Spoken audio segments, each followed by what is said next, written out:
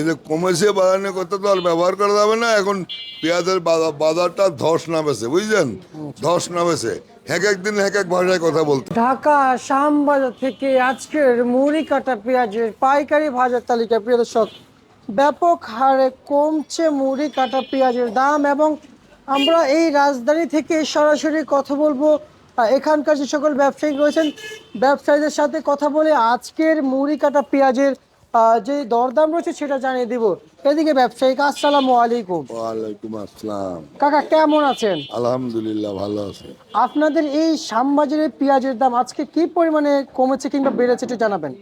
এই যে কমেছে বাড়ানোর কথা তো আর ব্যবহার করা যাবে না। এখন পেঁয়াজের বাজারটা ধস নামেছে, বুঝলেন?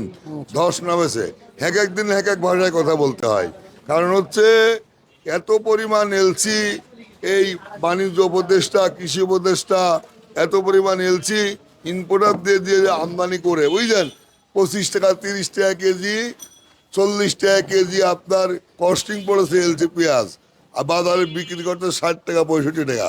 এই পেঁয়াজ আমদানি করার কারণে এই আপনার মুড়িকাটা পেঁয়াজের বাজার একদম ধস নামে, বুঝলেন? আপনার একদম অস্বাভাবিকভাবে কমে গেছে, বুঝলেন? আচ্ছা, আমরা বিক্রি করেছি 55 টাকা থেকে শুরু করে 52 টাকা পর্যন্ত, কিন্তু অনেক ঘরেই যাদের কাস্টমার কম তারা বিক্রি করেছে 45 টাকা 48 টাকা। আমাদের কাস্টমার আছে দৈনন্দিনের জন্য, আমরা 55 থেকে 53 বিক্রি করেছি। এখন মনে করে যা পেঁয়াজ আমদানি হয়েছে মার্কেটে, তার 50% পেঁয়াজও আসছে হই নাই, বাজারে রয়ে গেছে। এটা আবার বাজার কালকে আরো কমবে। আর হচ্ছে আমি আপনার মাধ্যমে জানাতে চাই, মাননীয় বাণিজ্য উপদেষ্টা মহোদয়, কৃষি উপদেষ্টা মহোদয় এবং খামার বাড়ি যত ডক্টরেট ডিগ্রি নিয়ে বিদেশ থেকে যাবতীয় কৃষি পণ্যের উপর ডিগ্রি নিয়ে এসে বসে আছেন, সেই সব ঊর্ধ্বতম কর্মকর্তাদের উদ্দেশ্যে বলতে চাই, আপনারা অক্টোবর মাসের 18 তারিখে পেঁয়াজ গেল 160 টাকা, এলসি দিলেন না, আইপি দিলেন না, অনুমোদন দিলেন না। নভেম্বর মাসের 25 তারিখে পেঁয়াজ গেল 109 টাকা 10 টাকা, তখন অনুমোদন দিলেন না, এলসি আমদানি করলেন না। এখন ডিসেম্বরের প্রথম সপ্তাহ থেকেই বাংলাদেশের পেঁয়াজের কৃষকের ভরা মৌসুম। বাংলাদেশে 13টা ডিস্ট্রিক্টে 91টা থানায় 415টা ইউনিয়নে পেঁয়াজ রোপণ করা হয়েছে, অর্থাৎ লাগানো হয়েছে। এত পরিমাণ ফলন হয়েছে যে এই 3 মাস, ডিসেম্বর, জানুয়ারি, ফেব্রুয়ারি, মার্চ, এই 4 মাস পেঁয়াজের ভরা মৌসুম। পেঁয়াজ চকের থেকে, মাঠের থেকে বাজারে আমদানি হবে। আচ্ছা। আর এই ভরা মৌসুমে ভারত থেকে পেঁয়াজ এক ধরনের স্বার্থলোভী ব্যক্তির স্বার্থে লোভী ইম্পোর্টারেরা ব্যক্তিগত লাভের জন্য পেঁয়াজ এলসি করে নিয়ে আসি বাংলাদেশের বাজারে আমদানি করে বাজার 6 লাভ করে ফেললেন। কোন ভাষায় বলবো আমি যে কৃষকের কি পরিমাণ ক্ষতি করেছেন, কৃষকের কি পরিমাণ ক্ষতি করেছেন? গুটি কয়েক ব্যবসায়িক বিদেশের পেঁয়াজ নিয়ে আসি কৃষকের পেটে লাত্তি মারিছেন, আর কি পরিমাণ ক্ষতি করেছেন এটা আমার ভাষা জানা নাই। তবে পেঁয়াজের গতবারও পেঁয়াজের কৃষকেরা কোটি কোটি টাকা লস খাইছে, দিশেহারা হয়ে গেছে। এবারও আলুর ব্যবসায়ীরা কোটি কোটি টাকা লস খাইছে, অর্ধপাগল হয়ে গেছে। আবার পেঁয়াজের এইবার একটা লাভের লাভের বাতাস পাতিছিল।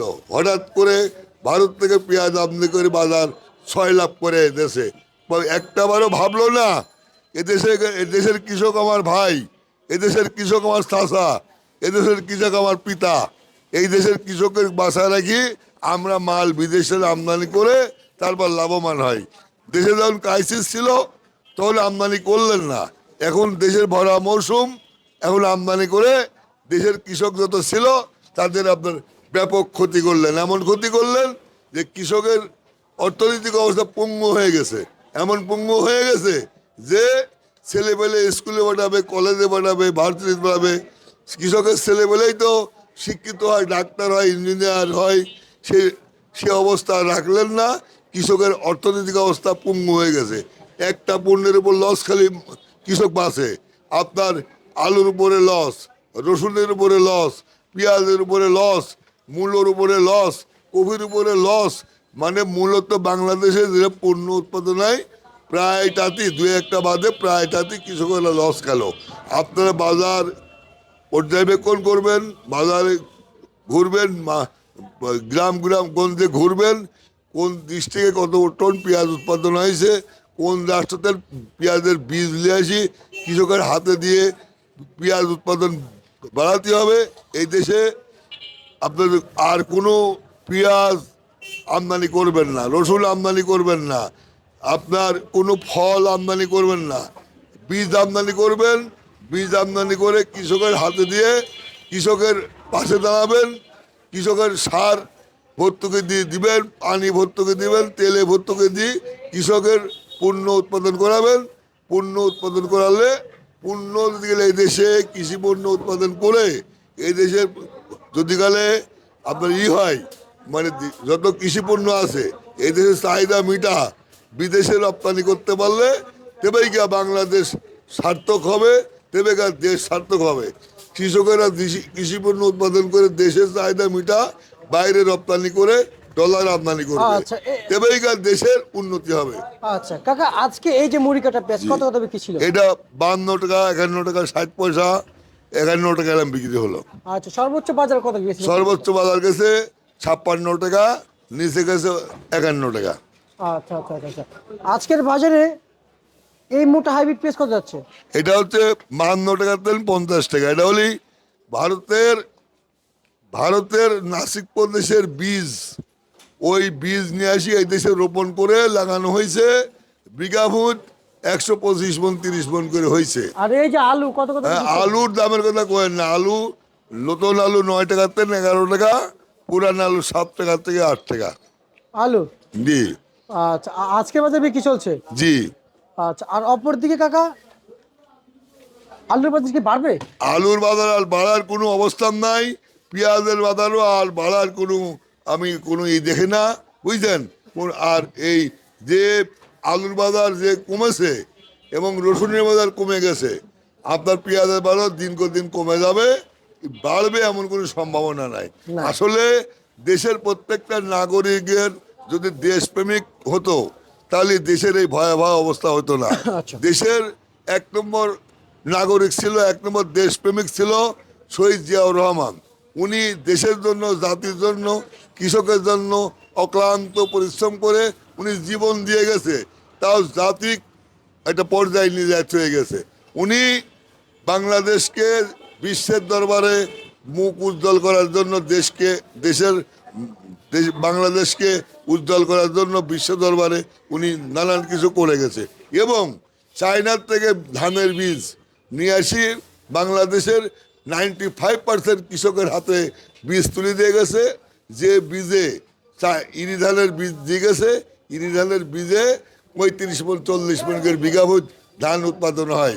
আর আগে আমরা দেখছি আউশ ধান হয়তো 9 মন করে বিঘা ফুট, আমন ধান হয়তো 10 মন করে। দেশের 75% লোক খায় থাকতো আর 25% লোক না খায় থাকতো। শহীদ জিয়াউর রহমান চীন থেকে ধানের বীজ দিয়ে আসি, চকে চকে ডিপটিকল বসা, মাঠে মাঠে ডিপটিকল বসা, ইঞ্জিন চালিত ডিপটিকল বসা দিয়ে গেছে, পানি উঠা ধানের সেচ দেশে ধান উৎপাদন করেছে। বাংলাদেশের খাদ্য ঘাটতি মিটাত হয়ে গেছে। যারা একটু জানতে চাই আসলে রসুন কত টাকা বিক্রি চলছে? রসুনের দামও ধস নামে গেছে। রসুনের যেখানে 60 টাকা ছিল সেখানে 40 টাকা হয়ে গেছে, যেখানে 40 টাকা ছিল 25 টাকা হয়ে গেছে। আচ্ছা আচ্ছা, ঠিক আছে, আপনাকে আমরা ধন্যবাদ জানাচ্ছি। ছিল আজকে সর্বশেষ 72 প্রিয় দর্শক ঢাকা থেকে।